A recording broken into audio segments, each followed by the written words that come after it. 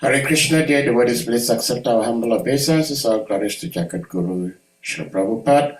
All glories to the assembled Vaishnava devotees. And all glories to our revered speaker for today, His Grace Ganga Prasad Prabhu. Prabhuji needs no introduction, is one of our own from West Africa coast. And he's been a mentor to lots of devotees, a very senior devotee. And it's always a privilege to have his association on this platform. So, Prabhuji, as a matter of etiquette, we say you are welcome. This is your own home. So, without further ado, you may take it over from here. We may put the best on the screen and you take it over. Hare Krishna.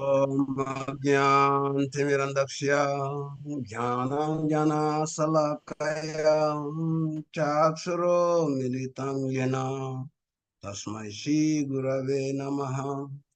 Sri Chaitanya Nano Bhishtam Sthapitam Yena Bhutale Swayam Rupa Kadamayam Dadati Swa Padantikam Vandeham Sri Guru Sri Yuta Padakamalam Sri Gurum Vaishnavam Sri Rupam Sagrajatam Sahagana Lalita Sri Vishakhambitam Krishna Karuna Sindhu Dinabandhu Jagatpate Gopesha Gopika Kanta Radha Kanta Namastute Tapta Kanchana Gorangi Radhe Vrindavaneshwari Visubhano Sute Devi Pranamami Hari Priye Namaham Vishnu Padaya Krishna Prestaya Bhutale Simati Radhanath Swami Te Namine Namaham Vishnu Padaya Krishna Prestaya Bhutale Shrimati Bhakti Vedanta Swami iti nomine. Namaste Saraswati Deve Gauravani Pracharine Nivishesha Sunyavadi Pastatyai Deshatarine Manchakalpatarubhyascha Kripa Sindhubhya Evacha Patitanam Pavanembhayo Vaishnavebhyo Namo Namaha. Jai Shri Krishna Chaitanyan Prabhu Nityananda Sri Advaita Gadada Shivasadi Shri Gora Bhakta Vrindam. Hare Krishna, Krishna Krishna, Hare Hare, Hare Rama, Rama Rama, Hare Hare. Hare Krishna. I'd like to welcome everyone present and beg for your blessings and permission that I may do this service with due diligence for my purification and maybe for the benefit of the audience. Hare Krishna. So we are taking our reading today from Srimad Bhagavatam, 3rd Canto, Chapter 1, Questions by Vidur, text number 18. Pure suponyo pavanadre kunje apankato yesu sari sarah asu. Anantalingai samalankritesu chacharati thayatane sananya. Pure supunyo pavanadrikunjeswa apankato yesu sari sahasu. Anantalingai samalankritesu Chacharatitayatane swananya. Resumunyo pavana drikunjesa apangkato yesu sari sarasu. Anantalingai samalankritesu Chacharati Tayatane Swananyam. Word for word transliteration. Pureshu. Holy places like Ayodhya, Dwarka, and Mathura. Punya, piety. Upavana, the air. Adri, hill, kunjesu, in the orchards, apanka, without sin, toyesu, in the water, sarit, rivers, river, sarasu, lakes, anantalingai, the farms of the unlimited, samalankritesu, being so decorated, chachara, executed, tita, places of pilgrimage, ayatane, alone, or seeing Krishna. They see Bhaktivedanta Swami, Yaga Guru Slapopadaki, Jai. He began to travel alone, thinking only of Krishna. To various holy places like Ayodhya, Dwarka, and Mathura. He traveled where the group, hill, orchard, river, and lake are all pure and sinless, where the forms of the unlimited decorate the temples. Thus, he performed the pilgrim's progress. Purport by Srila Prabhupada. Purport is very short, but condensed. So be attentive. These archer forms of the Lord may be considered idols by the atheists, but that does not matter for persons like Vidur or his many other servants. The forms of the Lord are mentioned here as Anantalingam. Such forms of the Lord have unlimited potency, the same as that of the Lord himself. There is no difference between the potencies of the archer and those of the personal form of the Lord. The example of the post box and post office may be applied here. The little post boxes distributed all over the city have the same potency as the postal system in general. The duty of the post office is to carry letters from one place to another. If one puts letters in post boxes authorized by the General Post Office, the function of carrying letter is performed without a doubt. Similarly, the archer motive can also deliver the same unlimited potency of the Lord as when he is personally present. We do, therefore, who see nothing but Krishna in the different archer forms, and ultimately he was able to realize Krishna alone and nothing else. Omagyan timiram daksya yanangyana salakaya chaksuro militam yena tasmai si gurave namaha. Si chaitanyam nano bistam stapitam yena bhutale swayam rupa kada mayam dadati swa padantikam. Jai Sri Krishna Chaitanya Prabhu Nityananda Sri Advaita Garda Shiva Sadisi Gora Bhakta. Hare Krishna, Krishna Krishna, Hare Hare. Hare Rama, Rama Rama, Hare Hare. Mukang karoti wa chalampangam langayate girim yakripatam hamande si Guru Dinatarina yakripatam mande Paramananda Madhava Sri Krishna Chaitanya Ishwara. Hare Krishna. So the text is very concise and straight to the point. And we have to deliberate or discuss on this for our own benefit. Because the duty of the acharyas or the great devotees, especially the Mahajans, for which Vidur is one, as Yamaraj, is to teach the standard code of behavior for humanity at large, and also to be able to benefit them to be attracted to God consciousness and obedience to the principles of religion. In the First Canto, chapter 5, there's a very interesting lesson to learn about Vidur traveling. He said in that text,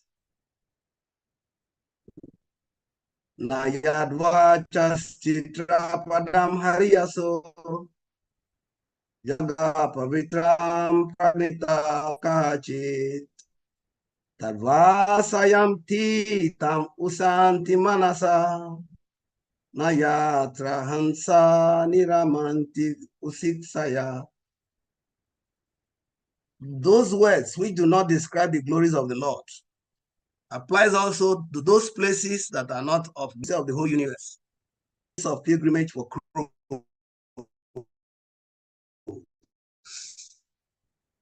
So, but Vidur is part of the people referred here. They are not attracted to such places.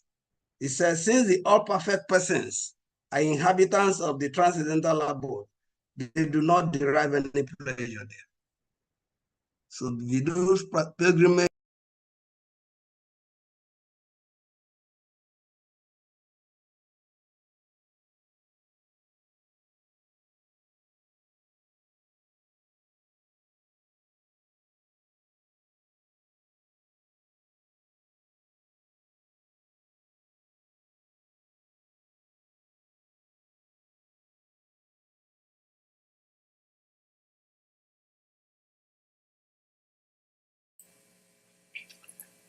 Krishna Prabhu, you got muted, please.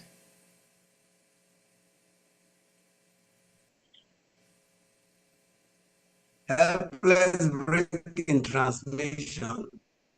This is beyond my control. Okay, devotee goes where he has the opportunity to execute what Krishna mentioned in Chatusloki of Bhagavad Gita. Machita, Magata Pranam, Bodayanta Parasparam, Katayanta Shamam Nityam, Tusyanticha, Ramanticha, that the thought of my devotees dwell on me. Their life is dedicated to my service. And they derive great satisfaction and bliss by always encouraging each other and conversing about me. That is what the content of pilgrimage should be. And this is what Vidur is teaching us by personal example.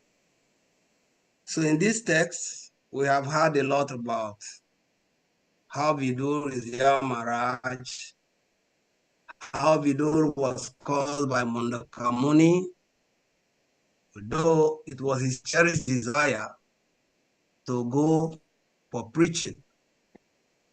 And the duty of Yamaraj, where he desired a change of situation, where he can go preach to the sinful people that is always condemning.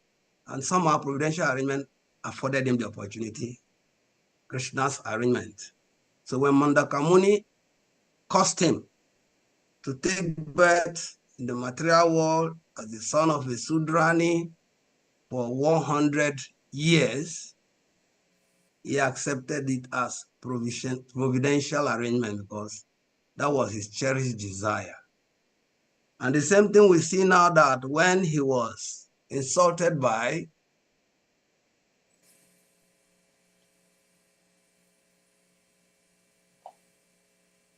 Duryodhana, he didn't see the externals. He saw that this is Krishna's arrangement for him to disengage and go to other aspects of experience. And the first was to encounter God. But before you can encounter God, you have to, because God is all pure, and we have to be pure to encounter God. So he felt by going on pilgrimage, he will be purified of the contamination he has encountered by associating with the Dhritarashtra, Sakuni. So it took it as divine blessings. And the lesson to learn here is also for all of us, because when situations that are unpalatable occur in our lives, in our experience, we tend to be playing blame games. But those who don't play blame games are those who are responsible. They have the ability to respond positively to whatever circumstances they encounter.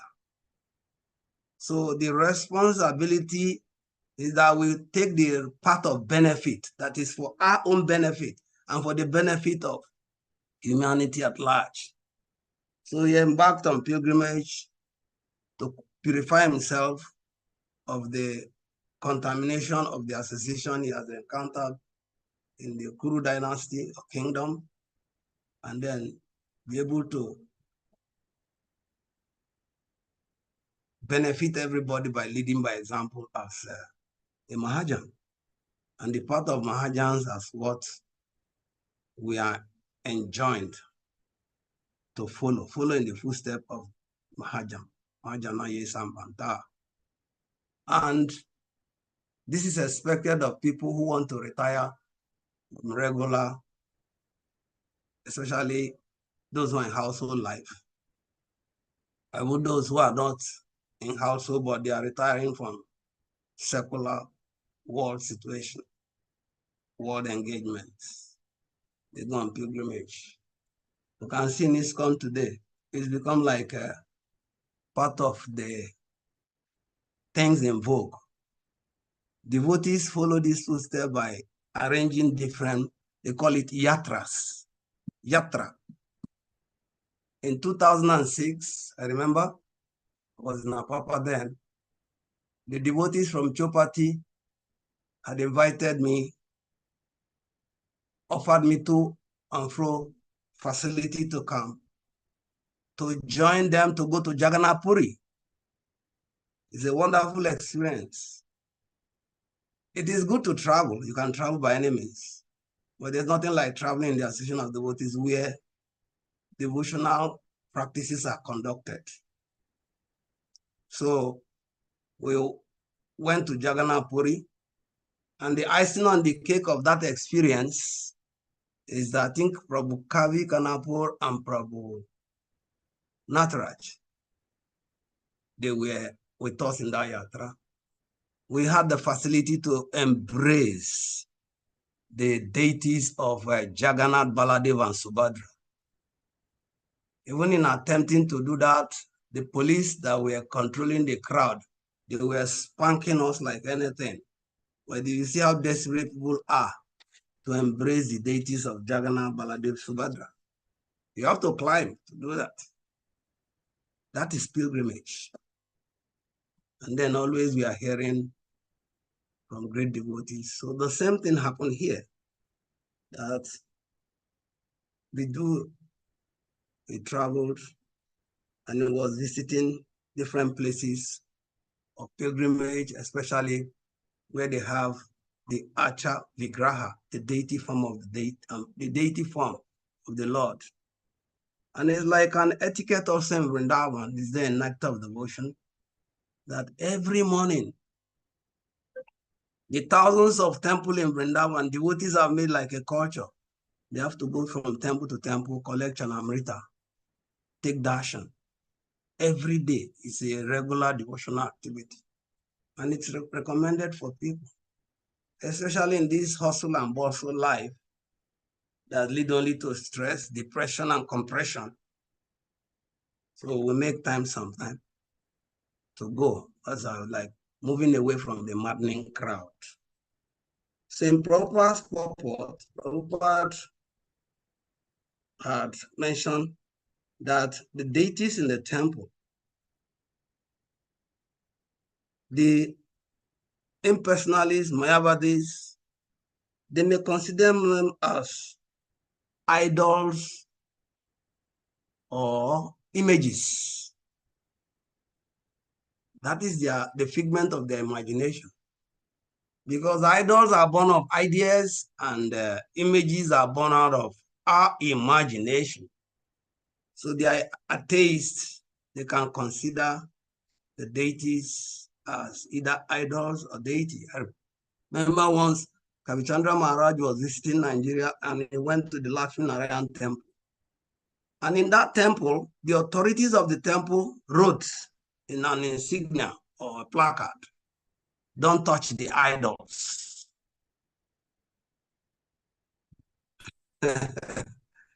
So this is the official pronouncement that they are idols, and they are doing very diligent service to those deities. But Maharaj objected that they should change devotees' understanding, the devotees' conviction.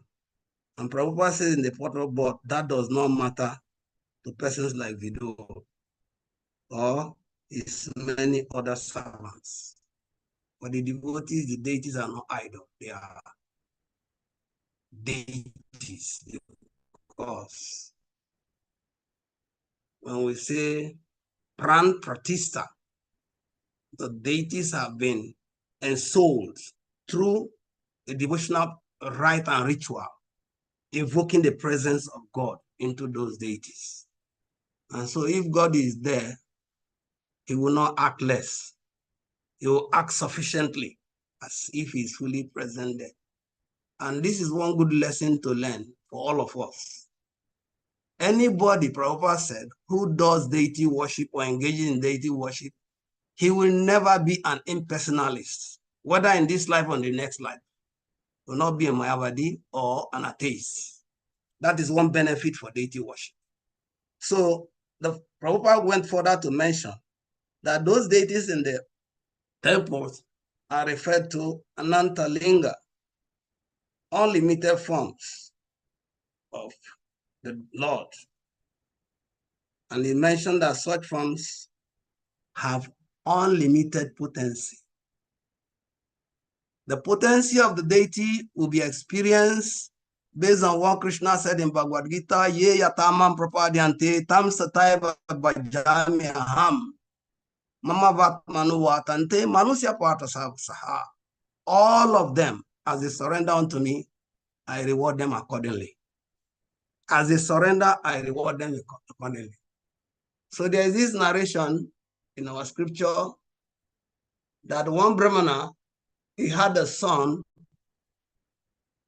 and as a grihastha, he was traveling.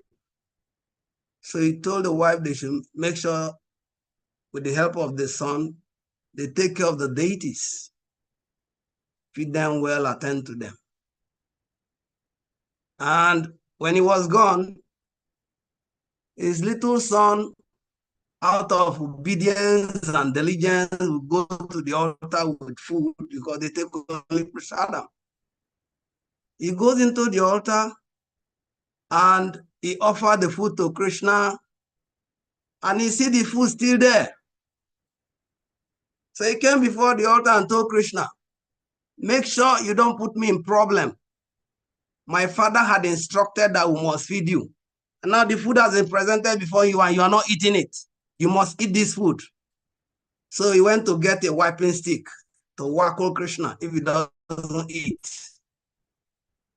And then Krishna finished the food. And then he brought the plate.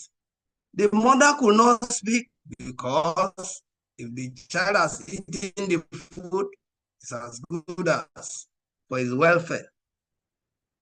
Next time, same thing happened. As long as the father was away, the child was offering, and Krishna was directly eating the content. So when the father came back, part of the feedback the mother gave is that, since you travel, oh, nothing comes back with the plate. Oh. And the father said, how come? That normally prasadam will come out after the deities have eaten. And the father called his son to interrogate him. And the son said, you said we should feed the deities, and the deities have been eating. And so the father wanted to know how he was doing the offering. Show me how this is done. And so the father went into the altar with the son, and then the son presented the food, chanted all the mantra, did all the mudras, and the deity will not eat physically. So the father said, you see, something has been going on.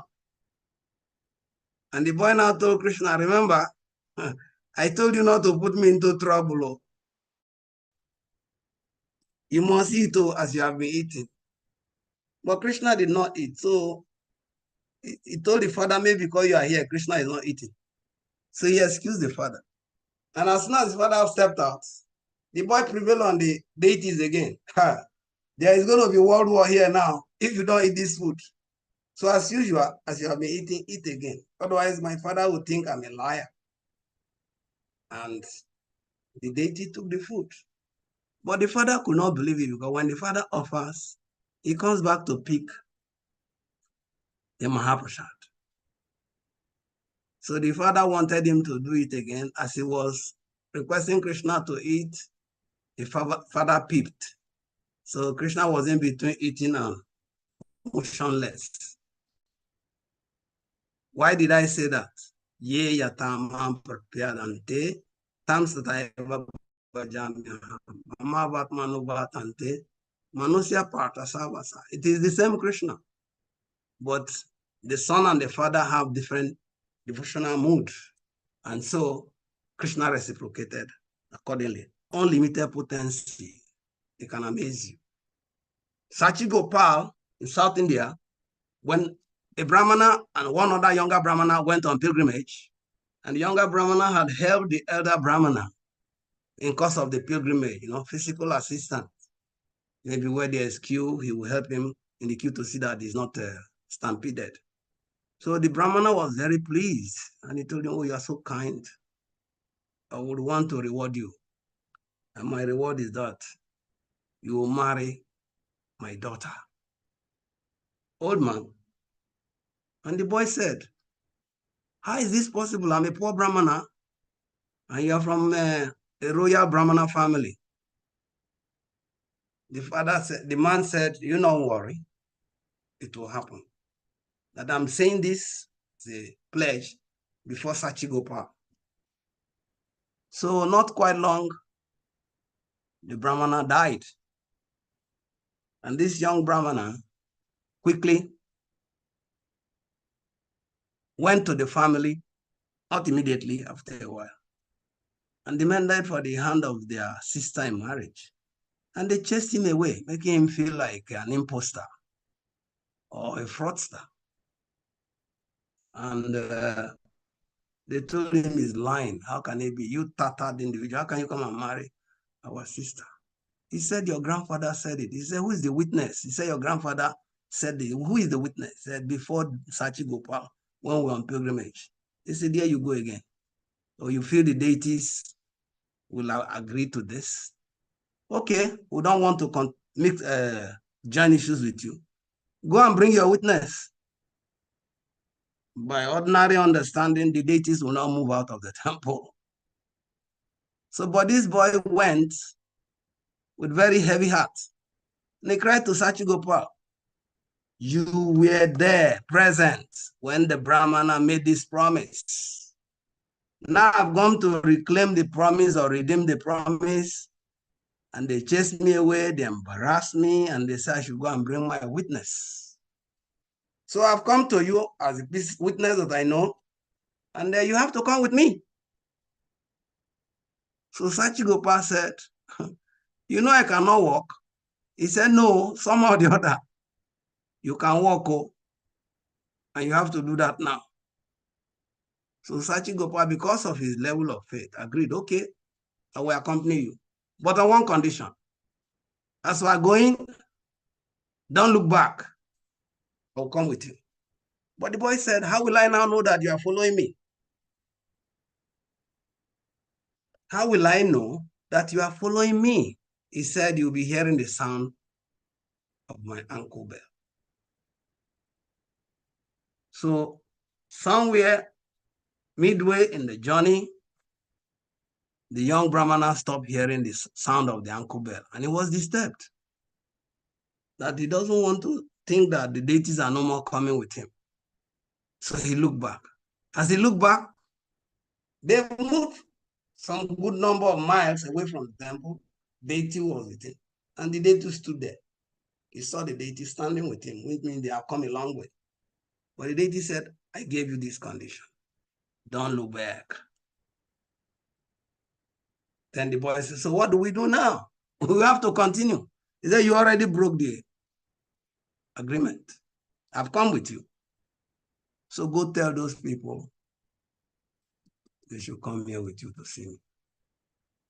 And lo and behold, the deity of Sachigopal is still there. You go to Jagannath, you pay some fees, you be carried there. Within the same day, you go to Sachigopal temple and come back. And when he went to the Brahmin's family, they said he was lying. But when he told them, they could trust him a little by coming with him, so they would see for themselves. And they did, and lo and behold, they saw Sachigopal deities. Away from the temple that is regular Sachigopal temple, he has come a long way, wanting to fulfill the Brahmana's word. Satya Sankalpa. The wish of Krishna's pure devotees is always fulfilled. So the deities are full of potencies. There's no difference between the potencies of the Archa Vigraha and those of the personal form of the Lord. The other example is the deities of Jagannath deities, the three log of wood. According to the instruction, the Lamadava wants to come and enjoy royalty. Now he came before the king as three log of wood, and he told him to move him. With great difficulty, they were moved and taken to Chakratit. And there, the Lord instructed the king that he can make deity form of him. And they look for a sculptor who will do the sculptor work. Every person who comes to attempt, his chisel will not pierce the wood. And it was a royal invitation. Any sculptor who is qualified, come and try if you can do this.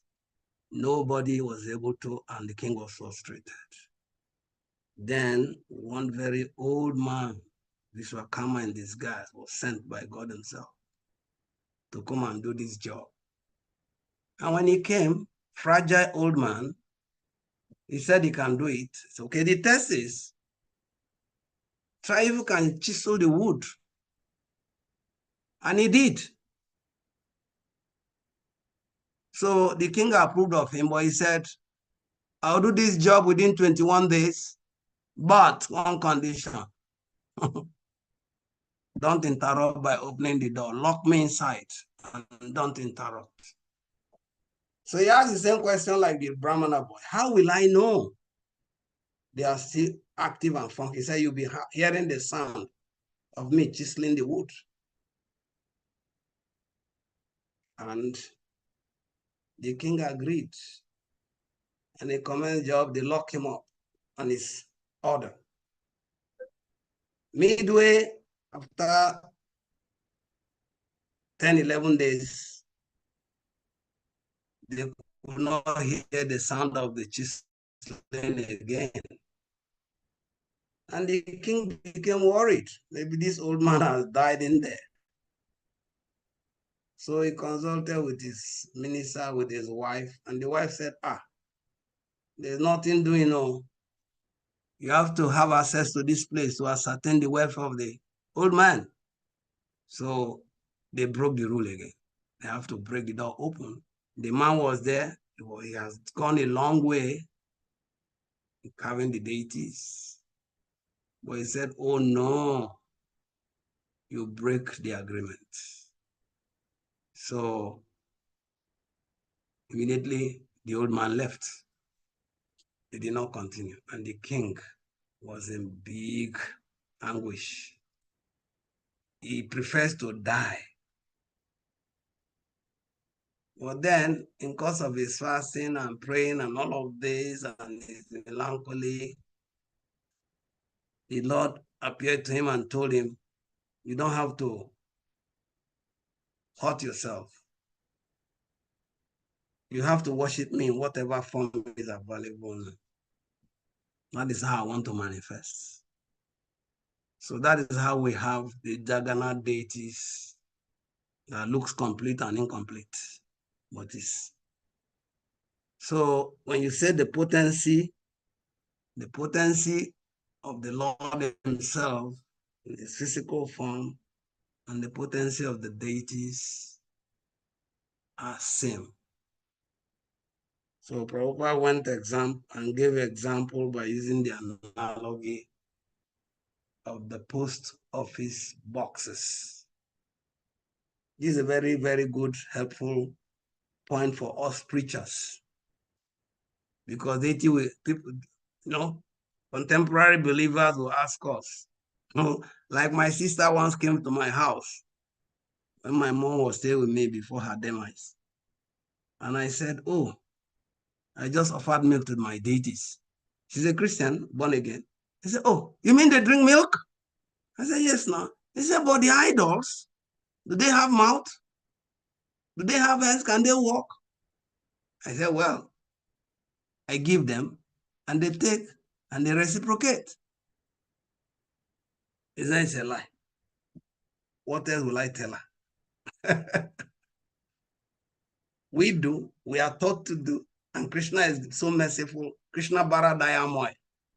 Koribare jivajai, saprasada nadilobai, siyanamrita pao.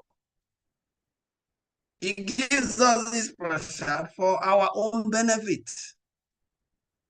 But they don't believe. You can imagine that they can reject it. Oh, it's food offered to idol who cannot eat. Okay?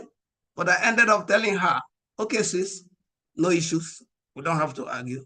But the kind of idol and idol worship that you and I grew up to know is where you have the content on the shrine, whatever, whether it's wood or iron or whatever form they keep there. And then they offer kola nuts. They offer yam mashed in palm oil, with palm oil. And then they offer drink. Then they kill animal and spill the blood. What is the atmosphere like in terms of aroma? And what does the place look like? She said, that is why it's not good. It's stinking, it's this, rotten that. I said, okay. So at this point, in this very place I say is altar, and I say God is present there, do you feel those same aroma you feel in the traditional shrine? She said, no. And I said, sister, let us not go beyond here. Even if you say it's idol, I like this because looking beautiful. So even if you don't appreciate any of that, appreciate this angle of it. And she smiled. And we ended that discussion. Our devotee God brother in the UK, Krishna Bayan, he went once to Bhaktivedanta Manor with his fiancée. The lady had never gone to any temple, no ISKCON temple any time. But when they got there, she beheld the deities and shouted, she screamed, wow, they look beautiful. So whether they are idol or their images or whatever, but at least her heart has been captured that she can express, wow, they look beautiful. And this is what Prabhupada established in deity worship all over the world that make ISKCON deities outstanding. Like in Vrindavan, one of the major preaching in Krishna Balaram temple in Vrindavan is the exquisite deity worship and decoration. the beauty of the deities alone attract thousands of people daily who come just to see them, how the altar is decorated, how the deities are dressed, the elegance of the dressing and the texture of the fabric, and then the backdrop. Very attractive. So this is one of the gifts Prabhupada gave to the world to substantiate this statement that the deities are not different from Krishna himself. And if you see them, your mind will be attracted. So those who are doing deity worship, you should do it with this very mood that Prabhupada wants people. Once you see the deities, you'll be drawn in. So Prabhupada used the example in the purport, like the little post boxes. And in some other place other than here, we have seen this. He said, but if their old iron boxes put all over the city, and you assume they are also post office boxes, if you put your letter inside them, because they are not authorized, they are not bona fide, anytime you come back, you find your letter in the box because it is not authorized. But the post office post boxes are legitimate, authorized, and there's routine for evacuating those boxes at specified timing, daily or overnight, and they are sorted to their different destination. And there's logistics for sending them to their various destinations. When I finished my secondary school, I was privy to have worked in the post office. So the analogy Prabhupada is giving here, it makes a lot of conviction for me.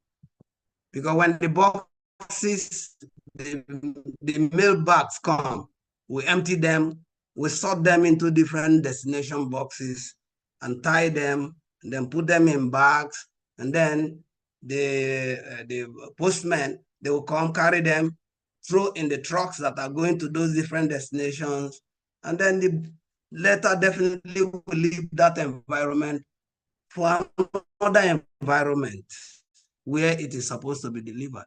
So like these authoritative post boxes, the function, there's care, there's schedule for them, there is also logistics provided for them. So the same way, Krishna accepts on the request of his devotee to be present in different deity forms, in different temples, so that those conditioned living entities who ordinarily will find it difficult to have this darshan, they will come to him and they can exchange with him. You bring to him, he requested, Patram Pushpam Phalam Toyam. If you offer unto me with love and devotion, a leaf, a flower, water, or fruit, I will accept. So how will you offer it if there's nobody? And this is where our philosophy of personalism comes. God is a person. But in contemporary theology, it will be very difficult to prove that God is a person. Very difficult. And one of the things that we celebrate in our theology and philosophy is that God is a person. God comes here. And he has a purpose for coming, for the benefit of the devotees, and to set the standard. Paritranaya sadhunam, vinasaya chaduskritam, dharma samstapanataya, sambhavami yuge yuge. Millennium after millennium, God comes. But in contemporary theology, they tell you sometimes if you see God, you die. Yes, it's no lie, but you only die to sinful tendencies, not physical death. So Krishna accepts the form of the deities so that he can exchange with those who come to him. But then we don't have the eyes. Our physical material eyes cannot actually behold the form of the deities. And that is why Bhaktisiddhanta Saraswati Thakur has mentioned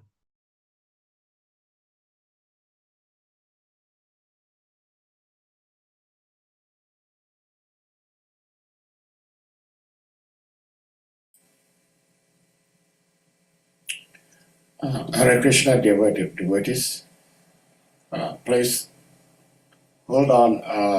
Our revered got disconnected but is reconnecting. Okay. Thank you, Prabhu. You may unmute, please.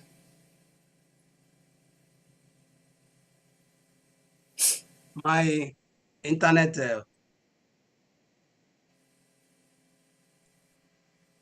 Can you hear me now? Yes. The internet bandwidth is fluctuating, it's not stable. So Yeah. this is a concern beyond my control. So bear with me. So the deities are authorized, and is a reciprocation of the pure devotees with Krishna, that they plead with Krishna, please come and stay here, and Krishna accepts. And then he exhibits many things to prove that he is real. But then it is based on our conviction, it is based on our purity, it is based on our faith that we can have access to this pastime. So one more thing, the deity and the temple, they present the spiritual kingdom of God here on earth. And they are like Shapa would say, windows to the spiritual world. So if you come to any temple, you are as good as having gone to the spiritual world. And then those who have the knowledge, orientation, how to interact spiritually, they know that the temple should be accorded all the veneration and the facilitation that you do, just like the ambassador for or embassy of any country, like American embassy, German embassy, UK, British embassy in any country is venerated as good as having had direct encounter with the country they represent. And the ambassador is equally treated as a representative of the president. So please, the purport is not too elaborate, but it has content. So Achamuti can also deliver the same unlimited potency of the Lord as when he is physically present. Vidur, therefore, could see nothing but Krishna in the different Acha forms. And ultimately, he was able to realize Krishna alone and nothing else. Realize Krishna alone and nothing else. So Prabhupada, when he was living, had called his big devotees and asked them, are you convinced that Krishna is the Supreme Personality of Godhead? Vidur here is convinced and is putting it forward to us so that we also can be convinced and share of the benefit that there is, and can make the same progress that any sincere, genuine pilgrim will make. Hare Krishna. Hare Krishna. Thank you so much for speaking, sharing this wonderful Krishna Katha. This is Governor Prabhu. You have something to ask? Please, you may unmute. Please, I off my video because of the bandwidth. Yes. Please bear with me. Yes, it's okay. Governor Prabhu, please, you may go ahead. Hare Krishna, Prabhuji. Dandava Pranam Prabhu, Hare Krishna. Hare Krishna, please accept my respectful obeisances. All I glories to accept Srila as Prabhupada, Prabhupada. Hare and Krishna. all glories to the assembled devotees. Hare Krishna. And Prabhu, again, thank you very, very much for this wonderful presentation. It was really, really deep, and a lot of points has been taken by the devotees, and I pray and wish that we could keep all these points and manifest them in our day-to-day devotional lives. My question, Prabhu, is you said two or three things that I'm very much interested, and I would like you to take this 2 or 3 points and try to, by your own wisdom, try to elaborate it more, translate it so that we can actually apply those points in our lives. You talk about the Shakshigopa deity and the Brahmana who took him as a witness, and that he should accompany him so that he can actually deliver him from the problem that he was having. The deity gave him condition, and the condition was that he will follow him, but he should not look back. So I would like you to expatiate that point of looking back, because whatever the deities or Krishna come to do is actually a pastime, and those pastimes are there for us to learn and try to make use of it. So don't look back. And when he did look back, we also saw that he could not get the ultimate result that he wanted because he looked back. In our devotional life, what is look back in our devotional life? When you say look back, how do you interpret that in our own devotional life so that we don't have to look back, but we can keep looking forward? And two, we talk of is it Vidyagati, the sculptor? He was also interrupted. He was instructed not to come inside while the carving was going on, and he did went inside. So that was interruption. What is that devotional interruption? What could interrupt our devotional service for us not to get the ultimate result? Because the Vidyagati did not get the ultimate results, and as a result of that, Jagannath Subhadra form were incomplete. Can you expatiate that also? Translate that into our devotional lives. What is looking back? Okay. And then what is interruption? Thank you. Thank you very much. Your question is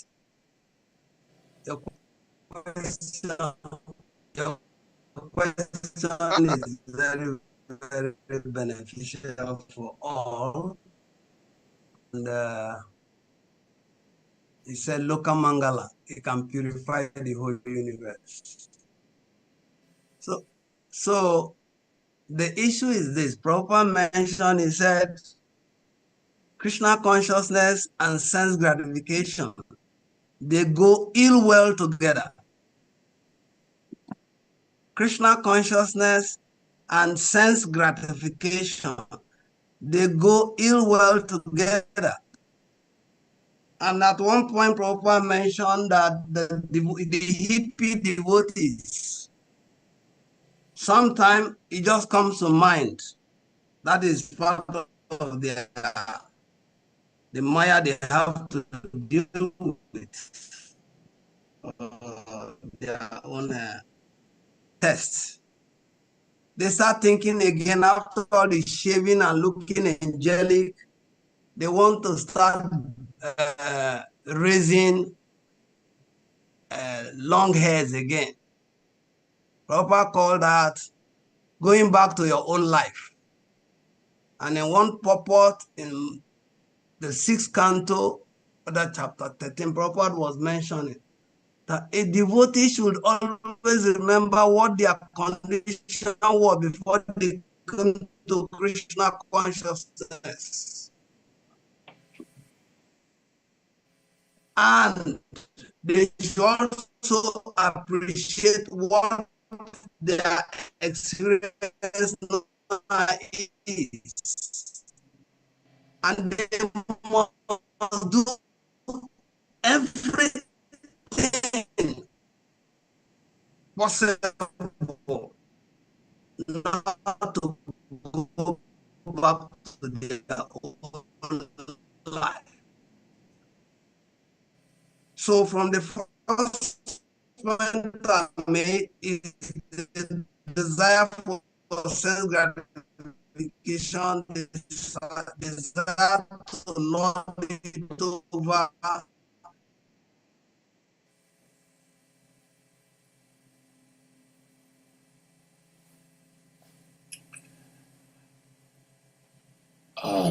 Dear devotees, our revered speaker is having issues with his connectivity, his internet, and it appears we lost him, but we hope he is able to get back to continue, because he's answering very interesting questions, which I believe will be beneficial to each and every one. But there are certain things beyond our capabilities.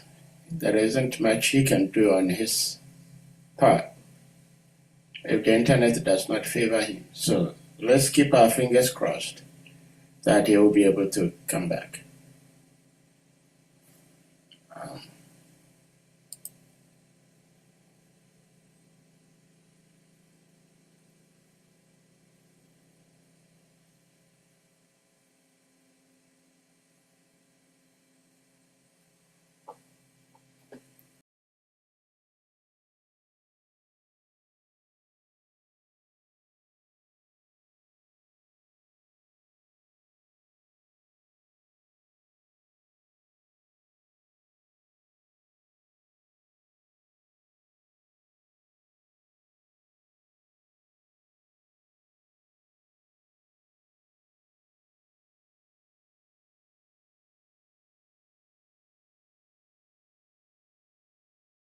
Nadia Gojumani Tanan Mahajan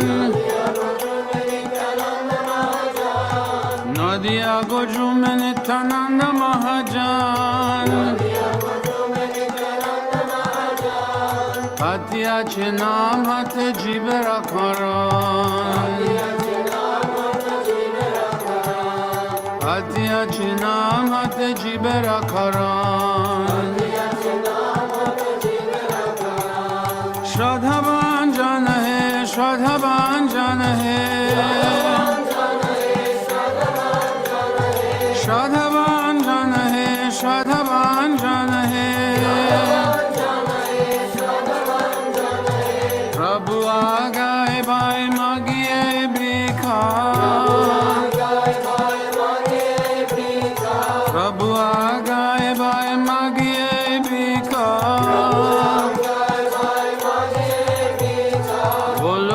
Bhajo Krishna Koro Krishna Shika Bolo Krishna Bhajo Krishna Koro Krishna Shika Aparara Shunna Hoy Loho Krishna Naam Aparara Shunna Hoy Loho Krishna Naam Mato Krishna Pito Krishna Dana Pran. Krishna Mato Krishna Pito Krishna Dana Pran. Krishna Samsara Koro Charyana Cham. Krishna Samsara Koro Charyana Cham. Divedoya Krishna Nam Sarva Dharma Divedoya Krishna Nam Sarva Dharma Shadhavan Jana He Shadhavan Jana He Shadhavan Jana He Shadhavan Jana He Nadia Gojum Nityananda Mahajan Nadia Gojum Nityananda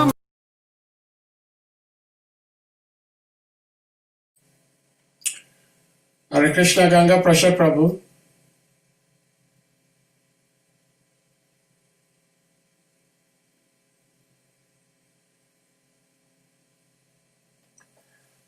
His Grace Gangaprasad Prabhu is speaking.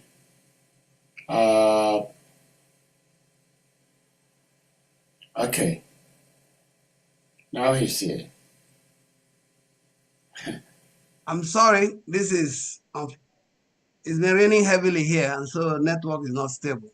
Yeah. Well, we can hear you now, so you may continue. Okay, so Govind Prabhu. Prabhu. He's still here. Hare Krishna, Prabhu, I'm here. I guess I've given the synopsis. I don't know if you are able to decode anything.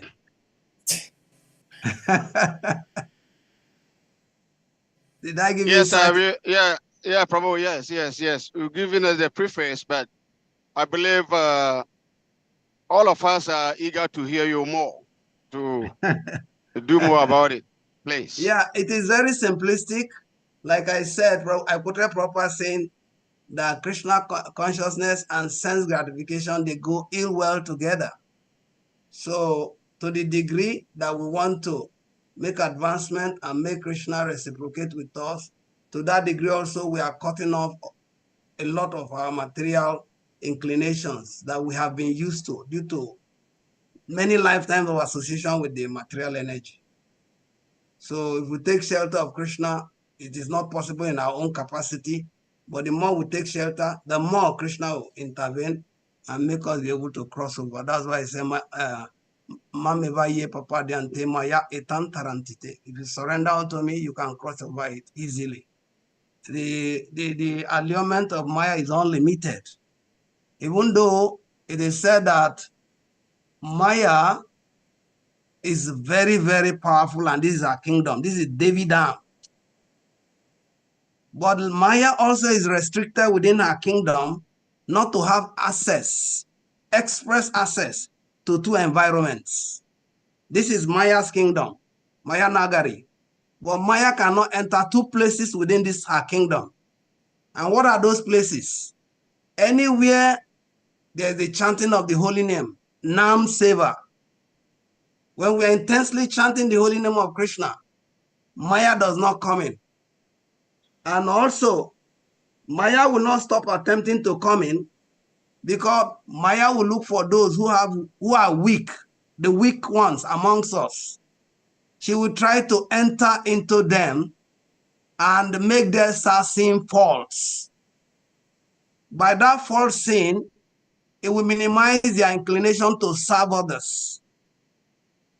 So once they are not serving them, Vaishnava Seva is altered. But wherever devotees are serving each other, Vaishnava Seva, and where there is Nam Seva, Maya cannot penetrate, even within this our own kingdom. So, in a nutshell, from what you have asked, the way that we can help ourselves, help our environment, is we increase the intensity of our taking shelter of the holy name, and also taking shelter of serving each other.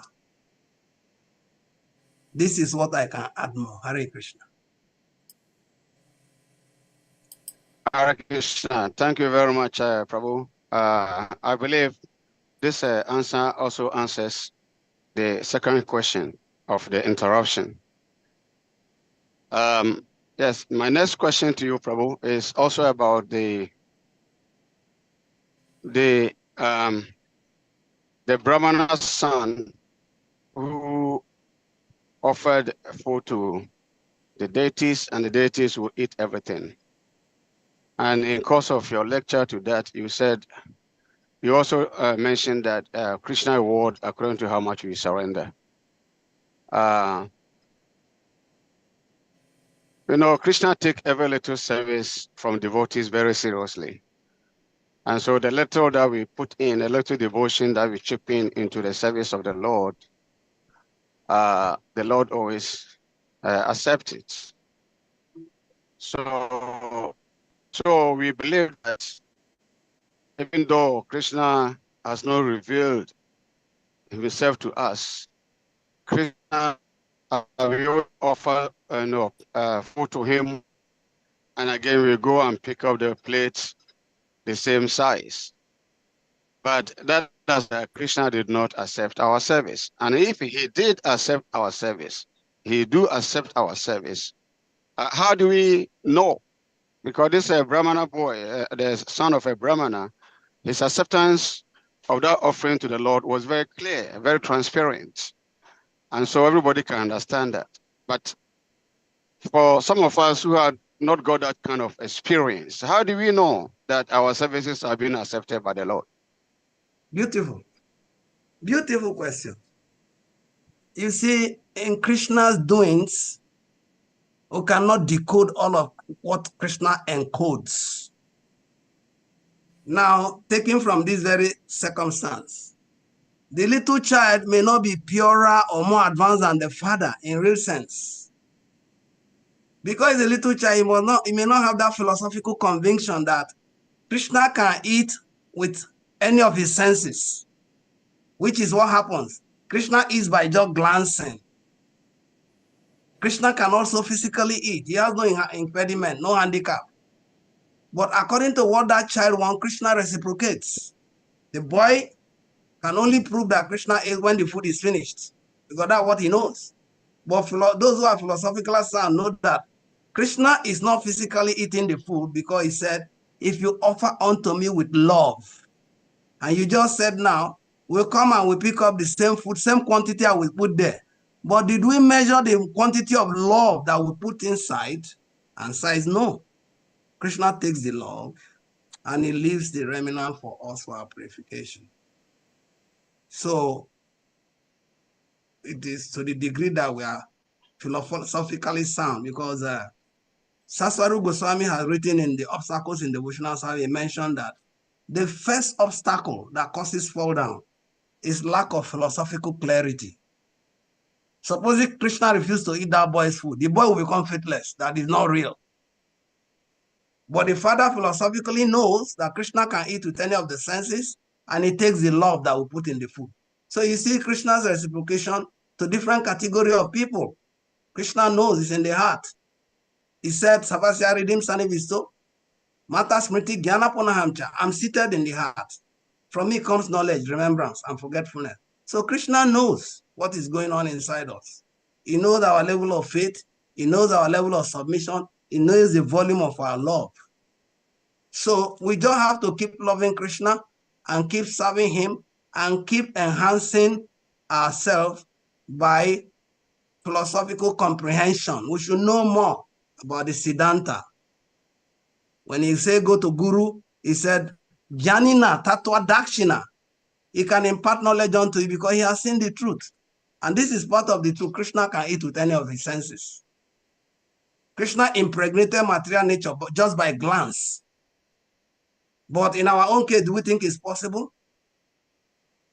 You understand? So we don't have to worry much about it. Let us just keep doing what we have been instructed by our Guru, and we will make advancement. If we're obediently observing the instruction or injunctions of the Guru and Krishna. Guru will be pleased, Krishna will be pleased, will make advancement. Yasya Prasad, Bhagavad Prasado, Yasya Prasada, Nagatikutopi. That's all we need. Does that give a lead way? Yes, Prabhu, you are giving me this a realization. We mean we should take it like, you know, like a parents or like a mother caring for her child. A mother is always willing and anticipating always about the feelings of his child. So he does everything possible to make sure that the child is satisfied. But he does not realize or feel if the child is full or satisfied. He does not feel it, but her only meditation concerns is that the child is happy. And so he does everything possible to make sure that the child is happy. So you mean we should take that mood as we are serving the Lord? Is that what you're saying? That's what Rupa Goswami said. Anyabila suta sunyam jana kamani anavitam anukulena Krishna anusilianam. As Krishna wants it, Krishna wants us to continue to do as he has instructed, as Krishna wants it. It doesn't have to be whether we are convinced or not convinced. As Krishna wants, we'll continue to do. Reciprocation is Krishna's, not us. We don't demand particular style of reciprocation from Krishna if we are mature.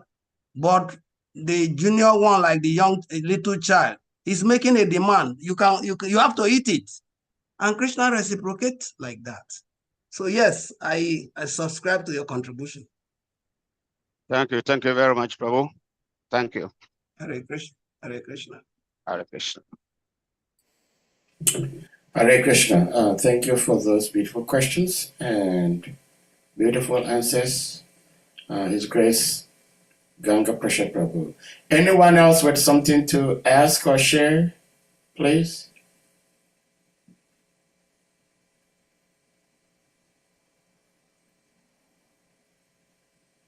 Hare Krishna. Hare Krishna. Shema Varacharya. Please accept my humble obeisance. Prabhu. Hare Krishna. Hare Krishna. All glory to the Son. Good. Thank you for coming. And thank you for what you've been sharing. The question Prabhu Govinda asked, I just think I have just a little contribution. Maybe it is valid. The point about looking back, actually, I think it is it's a very important subject in spiritual evolution. In the Bible, there are about 3 instances of example of looking back. There's the wife of Saul who looked back, and she was the one who got transformed. She became a pillar. In this case of Sakshi Gopa, Krishna got transformed. But in the case of the wife of Lot, it's actually an example of losing faith along the line. Jesus Christ also spoke about one who puts his hand on the chariot and looks back. It's not fit for the kingdom of God. Something like that. So also that is also example. The cloud, looking down. Okay. Sorry. So the example. Is it okay? I said, who set his hand on the plow, looking back? Yeah, on the plow. Yes, thank you. On the plow, the one who puts his hand on the plow and then looks back is not fit for the kingdom of God. So that's also another example of looking back. So anyway, I just want to add that can we rightly say that looking back actually is an example of losing faith along the line. Faith is there in the beginning, but then we lose faith along the line. Or we start doubting, and then things get stuck. Yeah, so that is I think the little contribution I want to make about looking back. Hare Krishna. Hare Krishna. Thank you. Hare Krishna. Thank you for sharing that, His Grace Acharya Prabhu. Hare Krishna. Thank you, Prabhu. It Yeah. may not necessarily mean faithlessness or losing faith, but we all have our anarthas that we have to deal with. So when these anarthas spring up, we are helplessly drawn into them, which is why I use the reference of sense gratificatory inclinations. They come up. You have not lost faith, but you see that you're under pressure and you submit to pressure. So that submitting to pressure can also be interpretation of looking back. Faithlessness also can be interpreted as looking back. Yes, it's right. Because the case of the wife of Lot, she was obediently following her husband, but when she saw that there was the crying and the fire effect, she was really affected and she had to look back. It's not that she had lost faith, but it's just that is her own anatta. My jewelries, you mean they will all burn? And then she looked back. So yes, Prabhu, you are right. We can also extend it to, it may be anatta that we may make so many advancements, but there are certain anatta that are still there and we are not faithless, but we submit to them and it will affect our advancement. But thank you for that contribution, Prabhu. Thank you very much. Yeah. Hare Krishna. Yeah, thank you all. Just like GANGAPRASAD Prabhu was saying, I don't remember who this devotee was, but one devotee was preaching and he also made a comment on this Sashi Gopa deity pastime. And he was explaining that looking back means that we come to devotional service, we try to give up all the bad things we were doing prior to becoming devotees.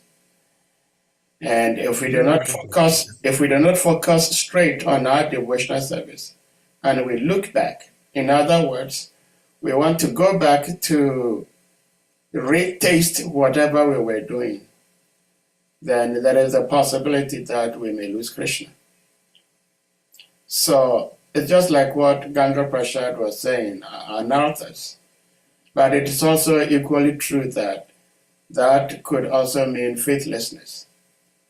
So it's interesting how sometimes, if not all the time, Krishna does one thing but represents so many things at the same time. So thank you for your sharing. Anyone else with something to ask or share? Yeah, Hare Krishna. Hare Krishna. Govinda Prabhu. I don't know, since I don't see any hands up. There is one hand up, but you may go ahead. Oh, okay. Go ahead, yes. Yeah, see, GANGAPRASAD Prabhu, I'm wondering, I'm kind of wonder how these devotees who have or might have entrusted their daughter to the hands of this Brahmin were kind of, I would say they were kind of very gross, identifying the body instead of identifying the soul. And this story is, in Satya Yuga, where people were highly, highly advanced. And now here's the case, they've stepped down to the body platform that, this wretched poor Brahmana, how can we give our daughter to you? So does it mean that they were still on the body platform? At that time, that's where they were thinking like that. That's a poor Brahmana, you're supposed to marry to a royal, somebody, from a royal family, somebody very high status.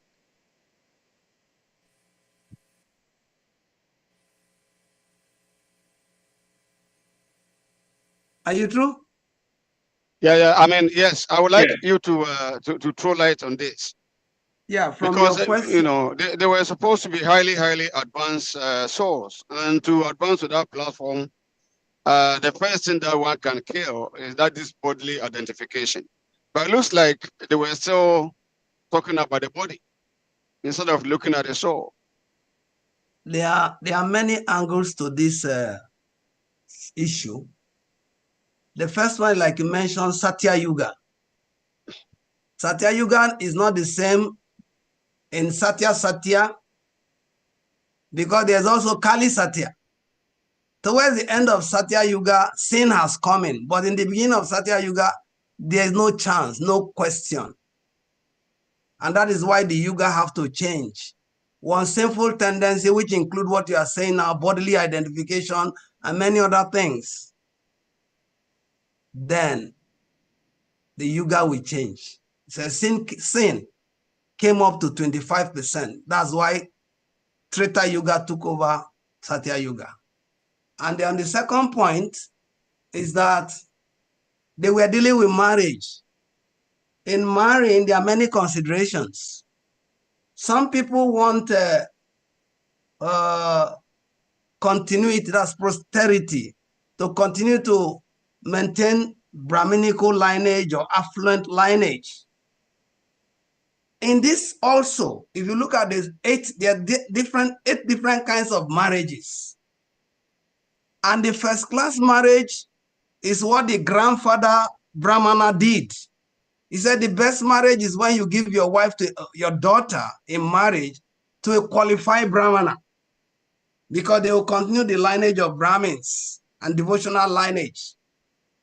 The father who made that pledge before Sachigopal was not considering wealth or anything, but he felt this person is qualified because of how he has helped me in this holy dam.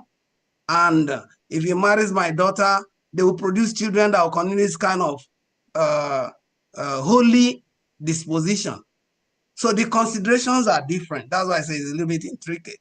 It's not that they are not in Satya Yuga. They may be products of the end of Satya Yuga. So yes, they may have this bodily conception. And also the father who have prescribed that the Brahmana married their daughter was not thinking like them. So all put together, it has happened. And above all, if you see the ending, Krishna came in because Krishna wants to prove that his devotees' promise never fail. As a Satya Sankalpa, the desire of the pure devotee will surely come to pass. So there are many issues involved, and we can digest it from whatever angle we take it. Yes, they are not the unbodily platform. They have come to circumstance of Kali Yuga because Sachigopal is involved. It is the desire of the Lord, just like when Krishna, before the coming of what is their names, Hiranyaksha and Hiranyakashipu, Jah and Vijay in the spiritual world, it was original desire of Krishna. He wants a fight, and he needs somebody, people who are qualified to give him real fight. So he orchestrated it. That the four Kumaras now came, and then they now encountered the Jah and Vijay, and then Jah and Vijay told them, you little kids, go home and tell your mommy to put on pampers on you. You don't come here naked. And exactly what you said. Oh, the four Kumaras said, you mean in the Vaikuntha planet there's bodily conception? And that was the basis on which they caused them. So since you have bodily conception, go down there and face it. You know? So there are a lot of factors to consider in dealing with issues like this. But then we have to take it from the plain point that God has a desire to enact some pastimes, and then he made it happen. And ultimately, that is what happened. Hare Krishna, Prabhu. Hare Krishna. Hare Krishna. All right, so we go to Madhavan Prabhu. Prabhu, you may unmute. Hare Krishna, Prabhu. Hare Krishna, nice to see you again. My failure, Prabhu. Hare Krishna. Hare Krishna. So thank you very much for honoring the invitation for today.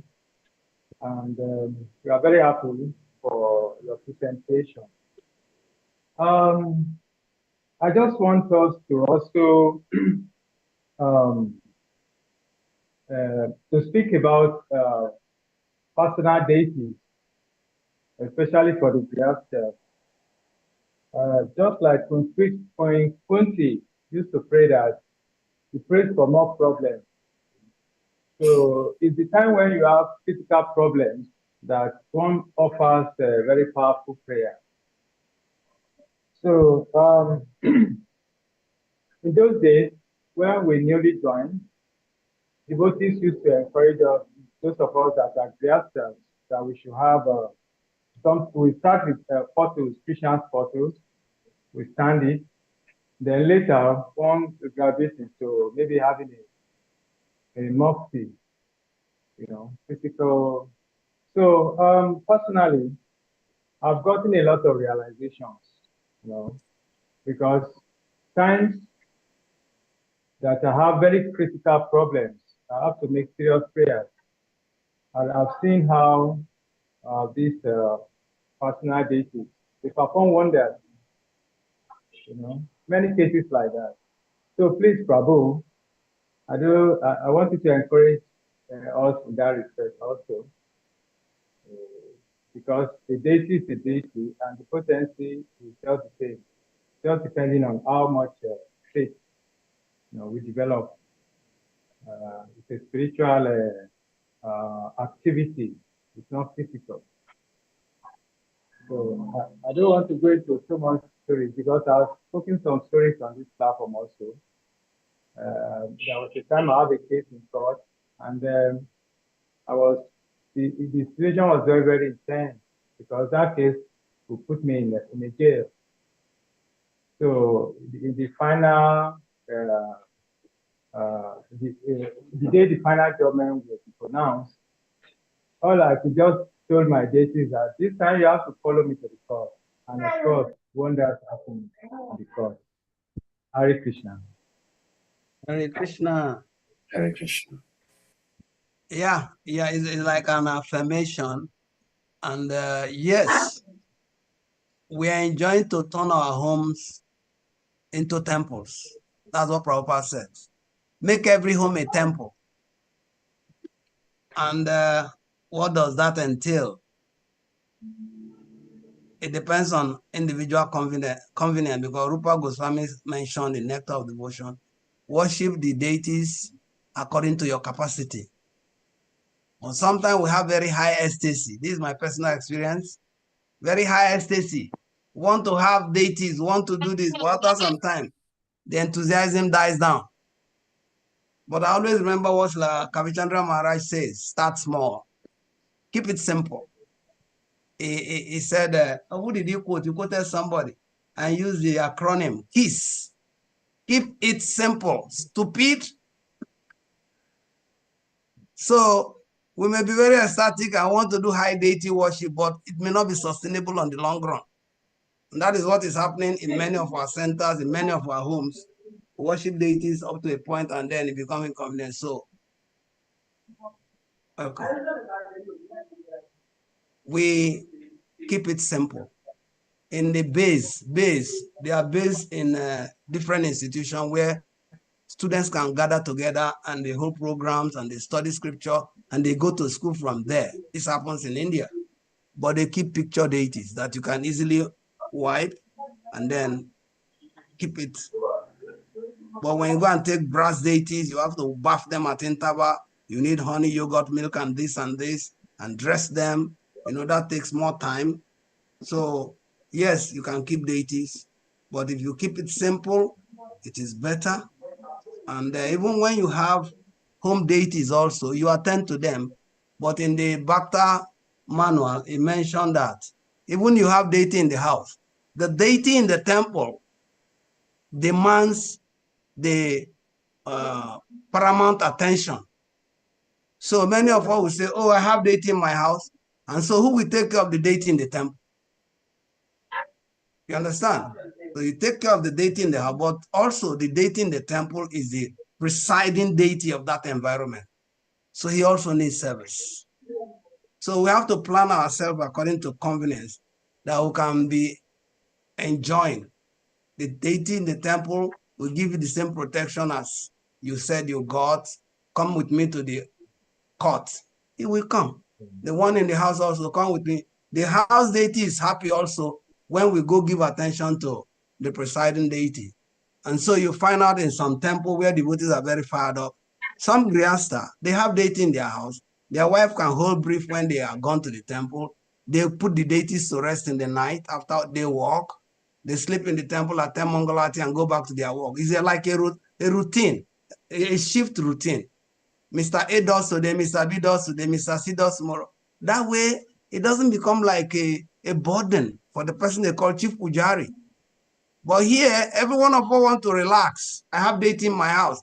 And so the temple Pujari should steal in his juice. You know? So there are a lot of issues when it comes to deity worship. But Rupa Goswami said, worship according to your convenience. So yes, deity will make the home into a temple.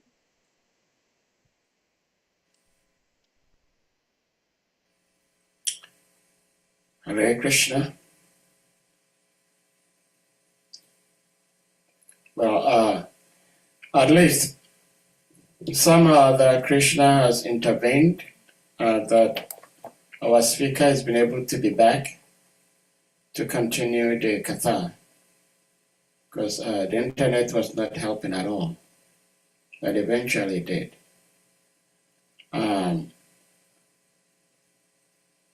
Does anyone have something else to share? Otherwise, we'll bring this to a close.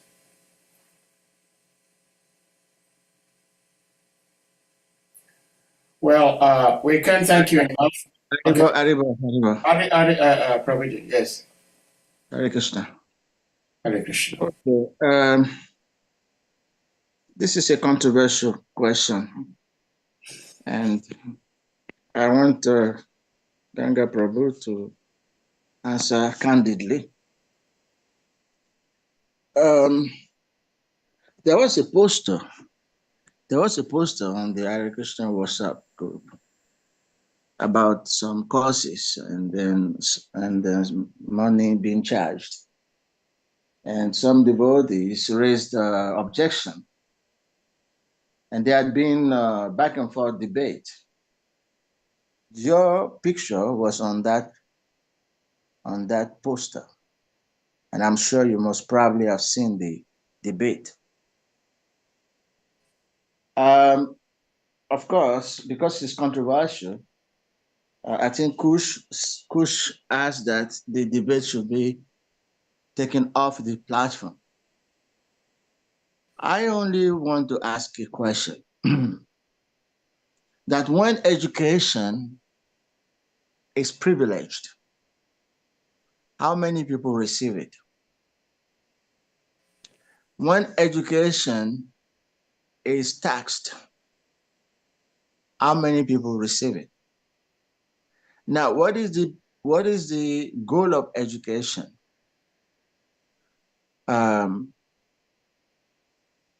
If you are paying tuition for education, it is intended that you are going to make money from that. You're going to make a livelihood from that. So, are you hearing me? Hare Krishna Prabhu. Yep.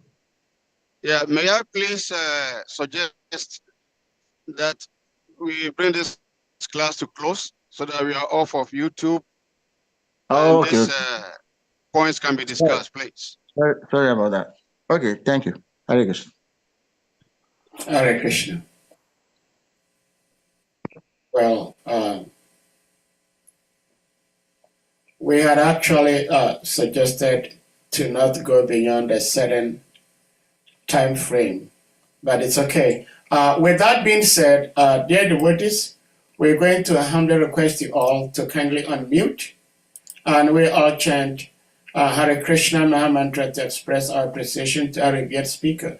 But before we do that, GANGAPRASAD Prabhu, do you have any concluding words about the Krishna Katha you gave us, you shared with us, before we bring this to a close?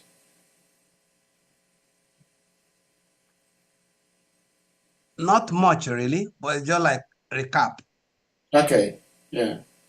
That the Mahajans are there for us to follow in their footsteps. So if we have come in contact with Krishna consciousness that is given down through the parampara that is coming from the Mahajans, we should take it seriously so that we have something to bequeath as a legacy to those who are coming after us. And so the emphasis in the text we read is deity. Deity worship is a thing of interest in this very discussion. And Prabhupada had enjoined that will make every home into a temple, especially the Grihastas.